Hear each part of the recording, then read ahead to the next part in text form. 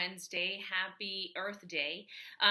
My name is Maria Milagros. You are an extraordinary human, and we are here together in the midst of all this cray cray, in the midst of this pandemic, in the midst of all this stuff. So I had, as usual, like 4,000 stories. I mean, legit, like a list of stories that I'm like, I don't know what to tell, what to share, but I decided to just bring it down to two quick short stories because we're being inundated with information. So I just want to give you two quick short stories.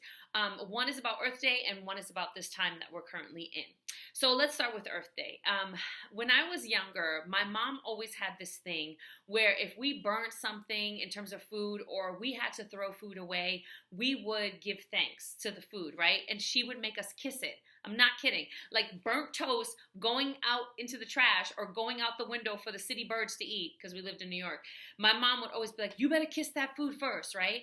And I just thought this is the craziest thing, but we always did it. And so one day I'm here, I'm a full grown adult, right? I'm with my daughter. I burned a piece of toast. So I opened the back door to throw it out for the birds, right? And when I go, right before I go to throw it out, I kiss the bread and I said, thank you. And then I threw the bread and it was like, oh, it's about gratitude and appreciation. It's why we, give thanks before we eat. Well, I do.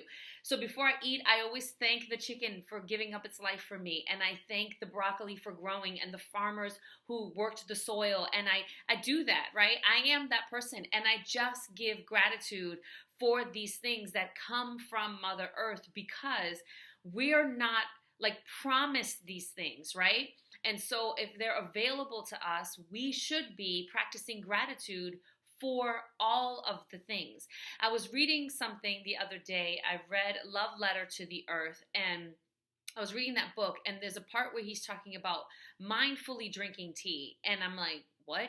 And then as I read it, he talks about how the water, where it comes from, right? And how the source that it eventually or ultimately comes from is the ocean.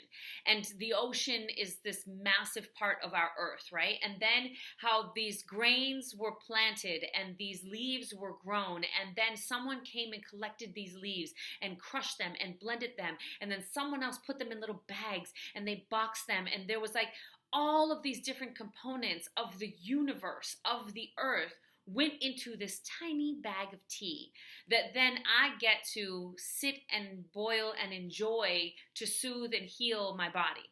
Like, right? So I'm not saying you have to kiss your bread. You should before you throw it out if it's burnt. What I am saying is, especially on Earth Day, we should be practicing and intentional about cultivating a practice where we say please and thank you to everything that we get from Mother Earth, which is everything, right? And any person comes of the earth, right? The same stuff that they find in stars, we're made of, right? Carbon, which is found in stars, is what we're made of. Our bones are made of, like, we're the same. And so whether it's a person or an animal or a plant or a tree or whatever, please and thank you. Let's just be more gracious in honoring the gifts that are given to us by our wonderful planet. And let's also, my hope is that for other people and for myself, the more that we cultivate that and practice, having manners in terms of being appreciative and thoughtful about how we use things of the earth, that we also have manners in what we do to our earth. Right? All right. That could be a 7-hour conversation. So we're going to wrap that up. Okay. And then the other one that I wanted to share was this. I went to the supermarket the other day and I finished doing my groceries and I was loading my groceries in the car, and I sat down in the car and I pick up my phone to let my child know that I'm on my way back home. And as I'm getting ready to text her, I look over, and in the car right next to me, there's a woman sitting in the front seat, and she looks like so panicked, and she keeps looking back into the back seat. So when I look back, there are two small children. I'm thinking one of them was like 2 or 3, and the other one was probably like 7 or 8. And she kept looking back and looking, and I could tell, right? I felt it, like, oh, she wants to go do groceries, but she doesn't want to bring her babies in there, but she doesn't want to leave them in the car, but she does, like, and she doesn't have babysitters because we're distancing ourselves, right? We're physically distancing ourselves. So she probably doesn't have anyone, but they need food. And I'm like, so I just kind of rolled down my window and just did a little wavy thing. And she just, very skeptical looks at me. And I said, if you need to run in, I'm just going to sit here and I'm going to read and I'm going to be texting my daughter. I just did groceries. If you need to run in and you don't want to bring them, and she goes, how do you know that? And I said, I don't know. I just felt it. And she's like, I'll be real quick. And I said, no problem. And I told her my name and she told me hers. And she said to the kids, she's going to be right there. She's going to be watching you. I said, I'm right here. If you want to give me your number, if that makes you feel better. I said, I'm not going anywhere. I'm just going to be sitting here texting my daughter and reading. And she ran into the supermarket. She was there maybe 10, 15 minutes, right? It was right before the supermarket was closing, so there wasn't a line. And then she came back out and she was just super grateful.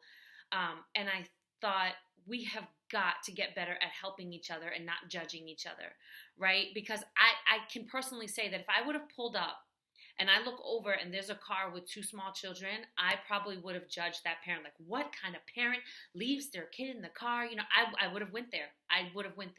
But because I got to see it at the beginning, because I saw the panic on her face, because I saw that, I felt like, I know this feeling that you want to do the best for your child, but you also don't want to feel like you're abandoning them. And there's this like push and pull, this like sense of guilt, right? And it's heavy. And I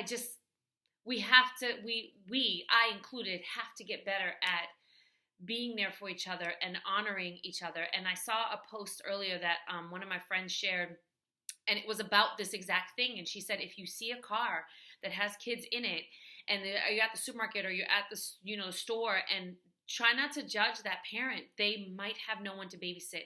They might not want to bring their child into the store and risk that, right? So if it makes you feel better, just be there and kind of be a vigil to watch over that car until that adult gets back. And I just thought, yes.